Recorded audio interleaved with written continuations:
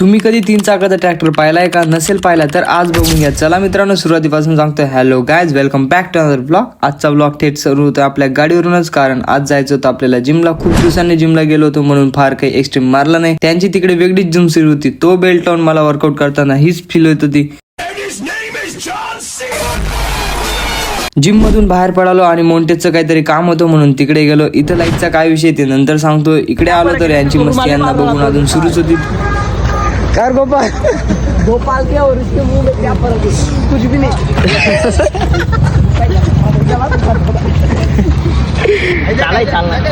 तिथून घरी आलो. मग हा ट्रॅक्टर इथं कसा आला तेच बघून आम्हाला धक्का पडला. 3 चाकावर येऊन इथंच थांबला. खूप वेळ रिसर्च केल्यानंतर आम्हाला काही सापडलं नाही म्हणून आम्ही निघालो घरी. गाडी स्टँडवर लावताना थोडक्यात पडणारच होतो. म्हटलं जास्त मस्ती नको, गुपचूप खाली उतरून गाडी नीट लावली. इकडे हा आडशी असा सुस्त पडलेला होता, जणू काही फारच महान काम करून आलाय. थोड्या वेळाने जेवण वगैरे करून निघालो ड्रायव्हर काकांना डबा द्यायला. डब्यासोबत पाण्याची कॅनही होती म्हणून आज बुलेटला सुट्टी दिली आणि इला शेतात नेलं. रस्ता एकदम खतरनाक होता. कसा बसा इथपर्यंत आलं. पुढे गाडी जाणे शक्य नव्हतं. मग पायीच चालत गेलो.